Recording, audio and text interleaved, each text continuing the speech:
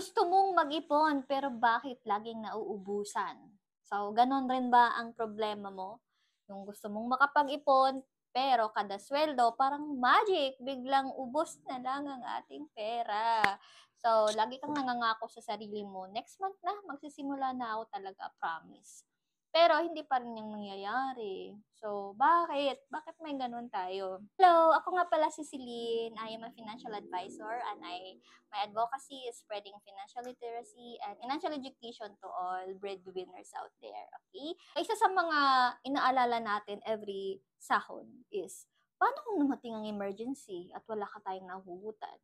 Hindi mo maibabalik yung mga panahong sinayang mo dahil sa gastos imbis na pag-iipon. Diba? Yun yung mga bakit? Bakit? Bakit? So, bakit mga ba yung ganun tayong fear?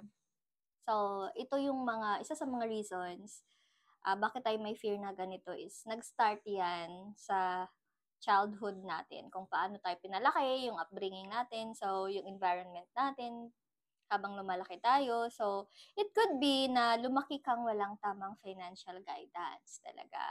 Number two, pwede ding mas inuuna ang wants kaysa sa savings. Isa din is pakiramdam mo, maliit lang yung kita mo, kaya parang hindi ka makapag-ipon, ganun yung mindset mo. Hindi sapat ang pera ko, so hindi talaga ako makapag-ipon, so may ganung mindset tayo. Pero ito naman talaga yung main problem natin, bakit tayo walang ipon, no? Number one is wala tayong budget plan. Okay? Sweldo in, gastos out, tapos wala nang natira. Number two, impulsive spending. So, hindi mo namamalayan, ubos na pala yung pera mo kasi nga, bili dito, bili doon, kahit hindi naman kailangan, di ba? Meron din tayong mindset na sayang ang pera kung di ginagastos. Uy, natamaan.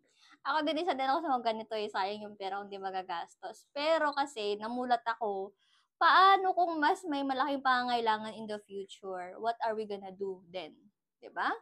So, ano ba yung pwede nating gawin para makorek natin yung ganong mindset, makorek natin yung ganong practices? So, what can we do is, number one, set a clear saving goal. So, kailangan i-clear mo sa sarili mo. I-clear mo na may goal kang gustong marating. So, para saan ba yung ipon mo? For emergency fund ba? For investment ba? For future needs ba? So, you need to set a specific goal. Okay?